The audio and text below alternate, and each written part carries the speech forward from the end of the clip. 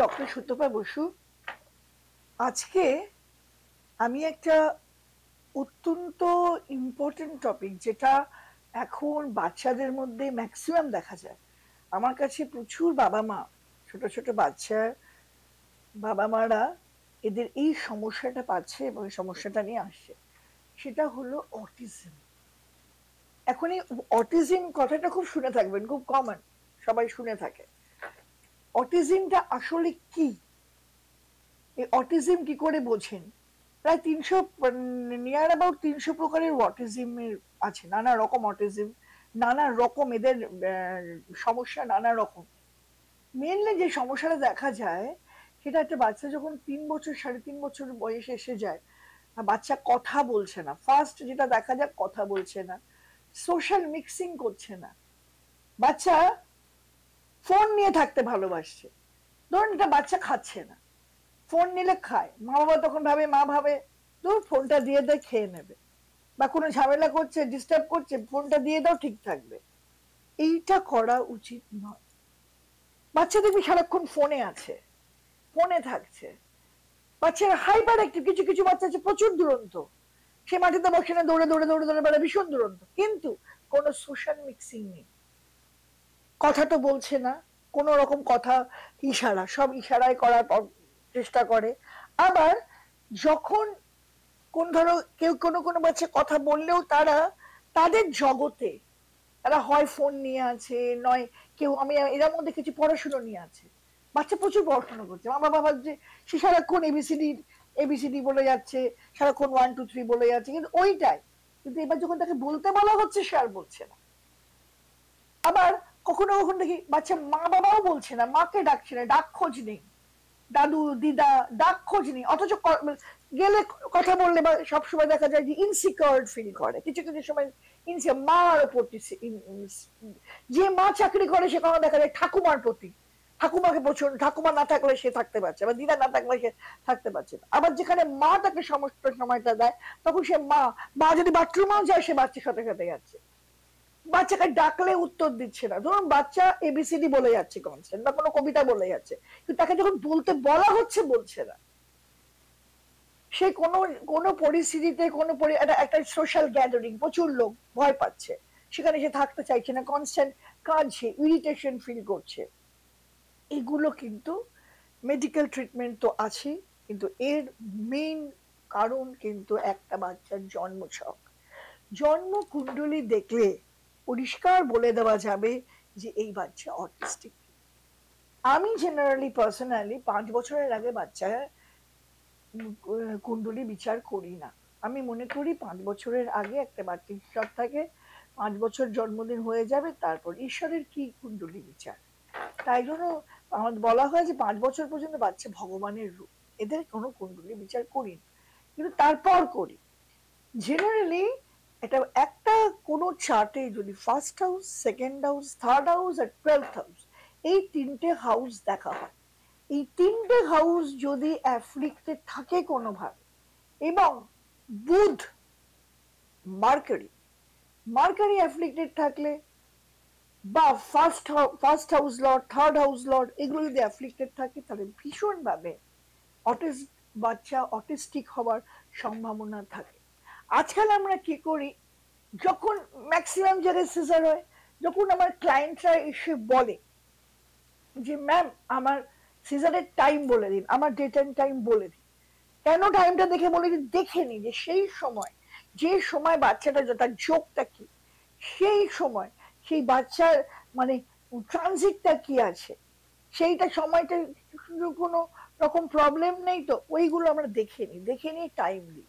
ধরুন ডাক্তার বললো 10 তারিখ থেকে 15 তারিখের মধ্যে সিজার করলে, কোনো ফর এক্সাম্পল কোনো একটা মাসে, আমরা তখন বলে দেবো টাইম ডেট। কেন বলি, এই তখন আমরা দেখে নিই যে এই পার্টিকুলার টাইমটা যেটা আমি দিয়েছি, এই সময় জন্মালে বাচ্চার কোনো রকম চন্দ্রে প্রবলেম বা বুধে প্রবলেম আসছে না তো, তার কোনো বলায় প্রবলেম বা এই যে অটিস্টিক প্রবলেম, এগুলো সমস্ত সবকিছু আমরা তখন দেখিয়ে নিয়ে টাইমটা দিয়ে থাকি। অটিস্টিক বাচ্চা, এখন এই অটিজমটা ভীষণ বেড়ে গেছে। আগে বলবেন আমাদের সময় তো ছিল না, ছিল, জানা ছিল না। এখন আমাদের অ্যাওয়ারনেসটা অনেক বেশি, আমরা জানি ম্যাক্সিমাম অ্যামাউন্ট অফ এই অটিস্টিক চাইল্ড অটিস্টিক পেশেন্টস দেখা যায় যে বাইরের কিছু কিছু কান্ট্রিতে প্রচন্ড বেশি। কোন কোন কান্ট্রিতে ভীষণভাবে বেশি, প্রচন্ডভাবে দেখা যায় south Korea, Saudi Arabia, USA, UK, Britain, Canada, Japan, Israel, China, এই সব কান্ট্রিতে কিন্তু আমরা, ডেনমার্ক, এগুলোতে আমরা খুব বেশি অটিজমের প্রভাব দেখতে পাই। আর মেনলি এই অটিস্টিক বাচ্চা, আমি বললাম যে 3টে হাউসকে মেনলি দেখতে হয়, আর 7টা অ্যাস্ট্রোলজিক্যাল কারণ থাকে। নাম্বার 1, যদি ব্যাড লগ্ন হয়, লগ্ন উইক, লগ্নেশ যাকে বলে, লগ্নপতি, লগ্ন যদি উইক হয় তাহলে কিন্তু বাচ্চা অটিস্টিক হতে পারে। নাম্বার 2, যদি কারুর সেকেন্ড হাউস উইক হয়, সেকেন্ড হাউস উইক, লগ্ন weak, second house weak, second হাউসে অ্যাফ্লিক্টেড বুধ আছে, রাহু বা কেতু দ্বারা অ্যাফ্লিক্টেড, বা কোনো ম্যালিফিক প্ল্যানেট দ্বারা অ্যাফ্লিক্টেড, বাচ্চা অটিস্টিক হতে পারে। তারপরে আমরা আর কি দেখি, যদি একটা বাচ্চা কোনো ইনঅসপিশিয়াস প্ল্যানেট, খারাপ প্ল্যানেটের ট্রানজিটে জন্মেছে, হতে পারে। যদি সেই বাচ্চার 12th হাউসে কোনো খারাপ যোগ থাকে, ব্যাড যোগ থাকে, অটিস্টিক হতে পারে। যদি কোনো বাচ্চার মার্কারি অ্যাফ্লিক্টেড থাকে, অ্যাফ্লিক্টেড বাই ম্যালিফিক প্ল্যানেটস, বা মার্কারি কোনো রকম স্টার, যে স্টারে আছে সে স্টার কোনো ম্যালিফিক প্ল্যানেট, তাহলেও হতে পারে। আর কি হতে পারে, যদি কারো ফার্স্ট হাউস আর থার্ড হাউস ব্যাড অ্যাফ্লিক্টেড, এবং তাদের লর্ডরা, ফার্স্ট হাউস লর্ড আর থার্ড হাউস লর্ড যারা ইন্টারচেঞ্জ করছে, দুটোই ম্যালিফিক, সেক্ষেত্রে হতে পারে। আর লাস্ট ফরমোস্ট কি, যদি যে বাবা মার বাচ্চা, সেই বাবা মার 5th হাউস, প্রজেনি হাউস যেটাকে আমরা বলি, সেটা যদি অ্যাফ্লিক্টেড থাকে, সেটা যদি ব্যাড থাকে, তাহলেও বাচ্চা কিন্তু অটিস্টিক হতে পারে। এই অটিজমটা যায় সারানো, প্রথমে ধরা পড়লে বা অল্প হলে সারানো যায়, সেক্ষেত্রে কিন্তু আমাদের ট্রিটমেন্টে যেতে হয়। ট্রিটমেন্ট কি, ট্রিটমেন্ট, যে আপনার থেরাপিস্ট ট্রিটমেন্ট করবেন তিনি তো সারাক্ষণ থাকবেন না, সেক্ষেত্রে কিন্তু অলওয়েজ মাকে শিখে নিতে হবে। মা is the most important person, সব থেকে বড় থেরাপিস্ট মা। মা না, যদি মা মা সারাক্ষণ থাকে, মাই একমাত্র বাচ্চাকে করে। এইসব বাচ্চাদের টয়লেটারি ট্রেনিং হয় না, এরা কখনোই বলতে চায় না, বলে না না যে বাথরুমে যাবে, বেশিরভাগ মারাই ঝামেলা পড়বে না বলে ডায়াপার পরিয়ে রাখিয়ে দেন না। তাদের টয়লেট ট্রেনিং দিতে হবে, নিজের কাজ নিজেকে করতে দিতে হবে, কখনো ইশারা শুনবে না। সে কিছু চাইছে, মা যেন না দেয়, কিছুতেই দেবে না, যতক্ষণ বলবে তারপর দেবে। এমনি করতে করতে আলটিমেটলি তার যে ডায়ার নিডটা, সেটা তাকে বলা করাবে।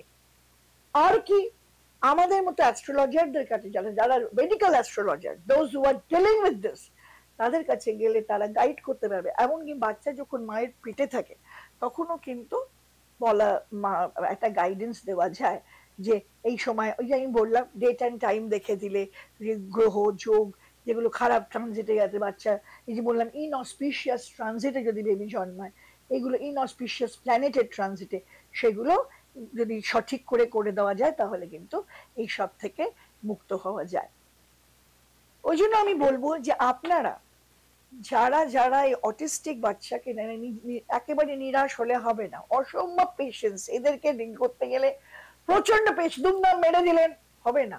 এদের অত্যন্ত সিম্প্যাথি চাই, অত্যন্ত এদের সাথে মিশতে হবে, এদের ভালো, এদের সোশ্যালাইজ করতে হবে। কাঁদুক, নিয়ে যাও সোশ্যাল জায়গায়। অনেক সময় মা বাবা বিব্রত হয় বলে নিয়ে তো যায় না, না ওদের গেলে ওখানে কাঁদবে, একদমই না। আমি এমনও দেখেছি বাচ্চা প্রচুর খেলা করছে এবিসিডি নিয়ে, বা প্রচুর পড়াশোনার মধ্যে আছে, মা বাবা যা বিরাট পড়াশোনা করছে না, ও ওইটাকেই আঁকড়াচ্ছে, কিন্তু ওইটাকেই আঁকড়াচ্ছে। ওকে যদি ওর ডেফিনিট পড়াশোনা বলে দেওয়া হয়, সে তখন কিন্তু করবে না। ওকে যদি একটা কোর্স বা একটা কোনো সিলেবাস দিয়ে দাও, তুমি 1 থেকে 50 বলো, সে কিন্তু তোমার কথা শুনে, তো কথা শুনে করবে না, ও নিজে যদি বলতে ইচ্ছা করে সবই বলবে, ও তবেই করবে। তো এইগুলো দেখার জন্য অবশ্যই একটা পুরো দেখতে হবে। এক তো আমরা প্ল্যানেটারি ইয়ে রেমিডি দিয়ে থাকি। মার্কিউরি অ্যাফ্লিক্টেড হলে বা অন্য সেগুলো তো first house, second house, third house আর 12th হাউস আমার দেখলে তার লর্ডদের পাওয়ার কর দেওয়ার কথা ভেবে থাকি, এগুলো দেওয়া যায়। আর একটা পুজো পাঠের মধ্যেও অনেক সময় ঠিক করা যায়, কিন্তু অ্যাবসলিউটলি ঠিক করা মুশকিল আছে। আর দেরিতে ধরা পড়লে, তারও প্রথম দিকে ধরা পড়লে অবশ্যই থেরাপির মধ্যে দিয়ে এটাকে অনেকটাই রিকভারি আনা যায়। এবং কতটা পার্সেন্টেজ, কতটা সে অটিস্টিক, কতটা এক একটা বাচ্চা ভীষণ ভায়োলেন্ট, সেগুলো দেখতে হয়। আর তা না হলে আর বাই দ্য সেম টাইম একটা মেডিকেল ট্রিটমেন্ট যেটা বললাম সেটাও করানো উচিত। তাহলে আপনারা যারা এই অটিজম বাচ্চা নিয়ে বা কোনো প্রবলেম হচ্ছে, আপনারা যে কোনো ভালো অ্যাস্ট্রোলজারের কাছে যান, এবং আমার কাছেও আসতে পারেন, আমার নাম নিচে স্ক্রলে যাচ্ছে। আমি I will try my best to help you out. আর আমার ইনস্টিটিউট আছে দিশা, যারা অ্যাস্ট্রো লাভার, যারা অ্যাস্ট্রোলজি ভালোবাসে বা অ্যাস্ট্রোলজার হতে চায়, আমি চাই ইয়াং ছেলেমেয়েরা আসুক আমার কাছে অ্যাস্ট্রোলজি করতে। সাইকোলজি স্টুডেন্ট আসছে, এমবিএ আসছে, হ্যাঁ, টিচার এসছে, প্রফেসর এসছে, ভালো ভালো ছেলেমেয়েরা আসুক, তারা এসে অ্যাস্ট্রোলজি প্র্যাকটিস করুক, অ্যাস্ট্রোলজি জানুক। হ্যাঁ, তাতে আমি তাদেরকে একদম অত্যন্ত স্বল্প খরচে করিয়ে থাকি। আমার নিচেই নাম্বারে কল করলেই পাওয়া যাবে। হ্যাঁ, আর যারা এখনো পর্যন্ত আমার এই চ্যানেলটা সাবস্ক্রাইব করনি, অবশ্যই সাবস্ক্রাইব করে দেবে। আর নিত্য নতুন নোটিফিকেশন পাওয়ার জন্য বেল আইকনটা প্রেস করে দেবে। আর লাইক, কমেন্ট এন্ড শেয়ার। আর নিত্য নতুন অবশ্যই কমেন্ট করবে, কেননা আমার আরো আরো ভিডিও, যাতে আমি এই তোমাদের কমেন্ট পেয়ে উদ্বুদ্ধ হতে পারি, আরো এরকম নতুন নতুন অন্য ধরনের বিষয় নিয়ে বলতে পারি, তোমাদের সামনে আসতে পারি। নমস্কার।